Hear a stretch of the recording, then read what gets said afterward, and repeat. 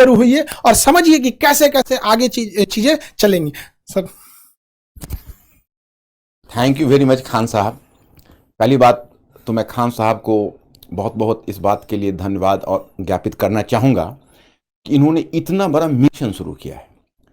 और मैं अपने स्टूडेंट्स को इस बात का भी जवाब देना चाहूँगा क्योंकि काफ़ी क्यूरियोसिटी उनको होगी। कई बच्चे साइट पर भी लिखते हैं कि सर बहुत खुशी हुई कि आप इस मिशन से जुड़े हुए, जैसे खान साहब ने आपको अखंड भारत कहा। मैं आपको इस बात का अभी मैं आपके साथ कुछ शेयर करना चाहता हूँ क्योंकि मैं स्टूडेंट्स, मेरा अपना मानना है और जो खान साहब का भी मैं देख रहा हूँ, इनका भी यह प्रिंसिपल रहा है कि मैनेजमेंट और स्टूडेंट्स के बीच, टीचर्स और स्टूडेंट्स के बीच कंप्लीट ट्रांसपेरेंसी होनी चाहिए। तो मैं पहले आपको बताऊं कि मैंने क्यों खान साहब के इस मिशन में शामिल होना स्वीकार किया। इन्होंने पहली बात जब कही तो मुझे काफ़ी इंप्रेसिव लगा। इन्होंने कहा कि देखिए, ये कोर्स नहीं है, ये मिशन है। ऐसा मिशन जिसको हम पूरे भारतवर्ष में फैलाना चाहते हैं। और ये पिछले 20 ईयर से मैं सोच रहा था। अब देखिए, इन्होंने एक बात कही तो मेरे रोंगटे खड़े हो गए क्योंकि मैंने आज तक कभी इस पर सोचा भी नहीं था। मैं पिछले 30 वर्षों से इस फील्ड में हूं। इतनी कम उम्र में ये आइडिया इनके दिमाग में कैसे आया? इन्होंने कहा कि अभी लगभग 5 लाख बच्चे यूपीएससी में अपीयर होते हैं और हम उसके नंबर्स को 20 लाख अगर कर दें तो क्वालिटी ऑफ स्टूडेंट्स बदल जाएगा, कंपोजिशन ऑफ स्टूडेंट्स बदल जाएगा और रूरल अर्बन का डिवाइड भी समाप्त हो जाएगा जो यूपीएससी में बना हुआ। ये मुझे बहुत अपीलिंग लगी। मुझे लगा कि भाई इनमें इतना जज्बा है। 5 लाख से 20 लाख, 15 लाख का एडिशंस। अब ये तो यही बताएंगे कैसे करेंगे, लेकिन मुझे चूंकि बता चुके हैं तो मैं चाहूंगा कि भाई इन्हीं के मुख से आप सुने कि 5 लाख से 20 लाख कैसे करेंगे। सर का कहना है कि 5 लाख से, देखिए अभी लगभग 5 लाख लड़के यूपीएससी का फॉर्म भरते हैं, जिसके सबसे बड़े कुछ रीजन में है कि इतनी महंगी है यूपीएससी कि अगर आप सोचिएगा कि सस्ता में कहीं कर ले तो सर जैसे महान शिक्षक से पढ़ने का अवसर नहीं मिलेगा। और अगर सर जैसे महान शिक्षक से पढ़ने का मौका चाहिए तो आपके पास बहुत 2-3 लाख रुपए चाहिए। पहले के समय में एक ये था, सर जैसे कहें कि 20-30 साल से सर का भी ये सपना था कि अब देश बदलना है।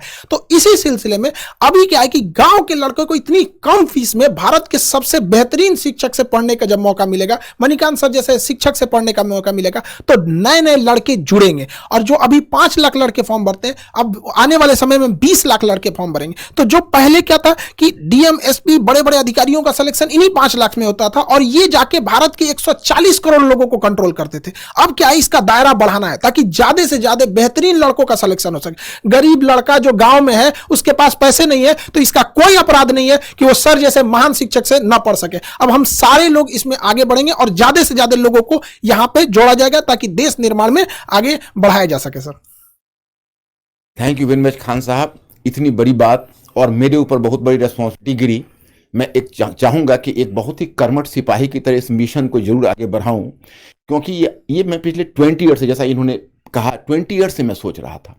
दूसरी बात कि मैंने खान साहब एक अखंड भारत शब्द का बहुत ज़्यादा प्रयोग करते हैं, मेरे सामने भी किया। तो मैंने खान साहब से क्वेश्चन किया कि व्हाट डू मीन बाय अखंड भारत, आपको अखंड भारत से मतलब क्या है? तो खान साहब ने कहा कि देखिए, इसके तो कई मतलब वैसे मैं निकालता हूं, लेकिन एक जो मेरा बड़ा मतलब है वो ये है कि जैसे वल्लभ भाई पटेल ने पूरे भारतवर्ष का एकीकरण किया था जब उन्होंने स्वतंत्रता के बाद उसका एक तरह से आप कहिए तो प्रिंसली स्टेट्स का जो देसी रियासत थे उनका विलय किया। लेकिन इंडिया एजुकेशनली बहुत डिवाइडेड रहा, बहुत डिवाइडेड रहा और 16% साक्षरता मात्र 75% तक पहुंच गई। ये तो साक्षरता का हाल है और शिक्षा का तो हाल मत पूछिए। इनका कहना है कि हम डिजिटल इस रेवोल्यूशन से हम पूरे इंडिया की एजुकेशन के इस फासला को तय करेंगे। भाई ये तो बहुत बड़ी बात है। इतनी कम उम्र में इतनी बड़ी बात इन्होंने सोची है, मतलब मैं तो चकित रह गया और मैं सोचा कि भाई इस बस को मिस नहीं किया करना चाहिए, इसको जरूर आगे बढ़ाना चाहिए। और इतने बड़े मिशन में मैं और लोगों को भी कहूँगा, मैं सारे शिक्षक समुदाय से अपील करूँगा कि इस मिशन में आए। ये बहुत बड़ा मिशन होगा और इससे सेटिस्फैक्शन मिलेगा, हर आदमी को जीवन में एक मीनिंग मिलेगी। तो और दूसरा तो ये दो इनका मुद्दा रहा और इसी वजह से मैं इस प्लेटफॉर्म पर हूं। तो मुझे लगता है कि मेरे स्टूडेंट्स लोग अभी मेरे इस क्वेश्चन का मतलब their question has already been answered. चलिए, आप लोगों ने तो सुना होगा भाई, अभी मैं जुड़ा हूं और मेरे कुछ बंधुवर और भी अच्छे शिक्षक जुड़े हैं। मेरा विश्वास है और जब मैं इनकी आंखों में देखता हूं तो मेरा विश्वास और भी बढ़ जाता है, क्योंकि मैंने इतना ऑप्टिमिस्टिक इंसान अपने लाइफ में बहुत कम देखा है। ये पूरे भारतवर्ष के संदर्भ में बोलते हैं, यही अपने आप में आज तक मैं कभी ये शब्द के लिए हिम्मत नहीं जुटा पाया था, लेकिन अब इनके साथ मिशन से जुड़कर मैं भी अब हिम्मत जुटा पा रहा हूँ। सर आप लोगों की बहुत जरूरत है देश को, देश को बहुत ज्यादा जरूरत है, समाज की अंतिम पीढ़ियों को। और हम इतना विश्वास दिलाते हैं कि आप लोगों को ना एक इतिहास पढ़ने के साथ साथ इतिहास रचने का मौका मिलेगा। और सर यही बच्चे निकलेंगे और बदलेंगे। कि कभी कहा जाता है कि हिंदी मीडियम के लड़कों का रिजल्ट नहीं हो रहा है, ये बड़ा चीज है। अरे हिंदी मीडियम के लड़कों को आपने मौका कहां दिया? वहां पर गरीब बच्चा जो गांव के सड़कों पे घूम रहा है, तो ऐसा थोड़ी है कि उसके पास योग्यता नहीं है, अरे उसके पास पैसे नहीं है। अब कोई बाधा नहीं आएगी सर। लड़कों का तो कई लड़कों का कहना है कि सर आ गया, अब हम तो कोई किला उखाड़ देंगे। देखिए खान साहब ने दो बातों को मैं कहना चाहूंगा। खान साहब का एक मुझे प्लान बहुत अच्छा लगा, जैसे एक हिंदी मीडियम तो रहेगा, लेकिन मैंने एक देखा खान साहब कि हिंदी मीडियम में जो बच्चे होते हैं उनके मन में कहीं ना कहीं अंग्रेजी के लिए एक ऐंठन होती है। और आप ग्रामीण क्षेत्रों में ऐसा देखेंगे कि इंग्लिश लोग लिख लेते हैं लेकिन इंग्लिश बोल नहीं पाते हैं। आप गौर करके देखेंगे, इंग्लिश समझ लेते हैं लेकिन इंग्लिश में अगर उनको एक्सप्रेस करने के लिए कहा जाता है तो दिक्कत होती है। तो वैसे लोग जो इंग्लिश लिख सकते हैं, आज की तारीख में जब इंटरव्यू में भी उनके पास चॉइस है कि हिंदी इंग्लिश किसी में डिलीवर कर सकते हैं, और अगर वो इंग्लिश लिखने की स्थिति में है तो उनको शिक्षा देने के लिए आपने जो इंग्लिश वाला आइडिया दिया है ये बहुत अच्छा। इन्होंने 3 स्टेज में लाया है, एक कहा है हिंदी मीडियम, दूसरा इंग्लिश और तीसरा इंग्लिश, प्योर इंग्लिश, ताकि वैसे बच्चे जो प्योर इंग्लिश वाले हैं साउथ इंडिया में, साउथ इंडिया, क्योंकि जब अखंड भारत को करना है तो अगर आप केवल हिंदी में रहेंगे तो खंडित भारत हो जाएगा, खंडित भारत हो जाएगा। तो उसको अखंड भारत करने के लिए आपको गैर हिंदी प्रदेश में भी जाना पड़ेगा। तो ये भी एक लॉन्ग टर्म प्लान है। और इस संदर्भ में अब आप कुछ कहना चाहेंगे? तो सर एक चीज हम जरूर पूछना चाहेंगे सर कि ये आपके जो पढ़ाने का एक नया यूनिक मेथड जो है, इतिहास को इतिहास तक सीमित न रख के उसे वर्तमान परिदृश्य से जोड़ना, उसे भौगोलिक दृष्टि से जोड़ना, अंतर्राष्ट्रीय संबंधों में ऐतिहासिक घटनाओं का क्या असर पड़ा उस सब चीजों को जोड़ना। जैसे एक छोटा सा एग्जाम्पल के तौर पर चाइना जो है जापान के प्रति इतना ज्यादा एग्रेसिव क्यों है? लोगों को तो दिख रहा है, सबको दिख रहा है कि चाइना जापान के प्रति स्पेशली बहुत एग्रेसिव है, लेकिन वो इतिहास की उस घटना को नहीं देख रहे हैं कि जापान द्वारा मंचूरिया पर क्या हुआ था। तो ये जो चीजें आप जोड़ते हैं ना, ये लड़कों के लिए बहुत बेहतरीन साबित होगा। सर इसके लिए थोड़ा सा बताइए कि लड़कों में ये भी क्यूरियोसिटी रहती है कि सर का हमसे तो कर रहे थे कि आप पहले क्यों नहीं लाए, जो लड़के थे कि सर हमको भी ये मौका मिला रहा था। तो सर ये जरूर बताइए वो यूनिक तरीका से।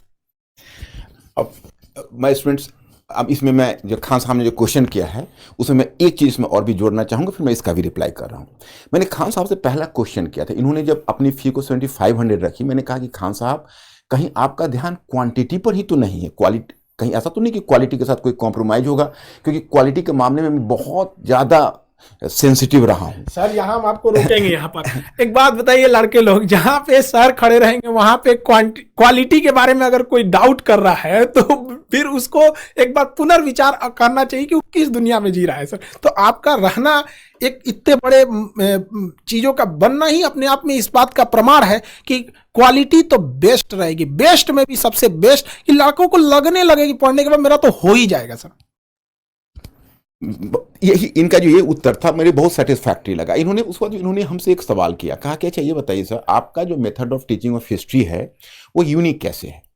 तो मैंने इनको जवाब दिया कि देखिए, मैंने इसमें कोई यूनिक, लोग इसलिए मानते हैं कि एनसीईआरटी पुस्तक के इंस्ट्रक्शन को नहीं समझ पा रहे हैं। एनसीईआरटी पुस्तक में जो क्लास 6 से लेकर 12 तक आप जाएंगे, एक प्रीफेस का पेज होता है, उसमें एक स्पष्ट क्लियर कट एक इंस्ट्रक्शन है। उसमें यह है कि पहला कि देखिए आप मतलब you have to discourage the rote learning among students and try to activate their pattern of thinking.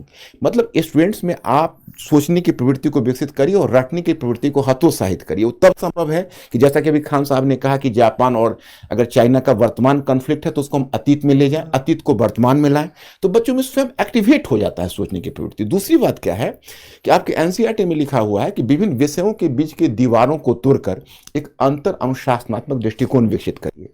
वही मैं करता हूं। अब हिस्ट्री है तो हिस्ट्री को इंटरनेशनल रिलेशन से, इंटरनेशनल इकोनॉमी से, अब तो जो हमारी टीम है, अब हमारी जो टीम है अपने और बंधुवर हैं, हम लोग साथ बैठेंगे, हम तो काफ़ी एक्साइटेड हो रहे हैं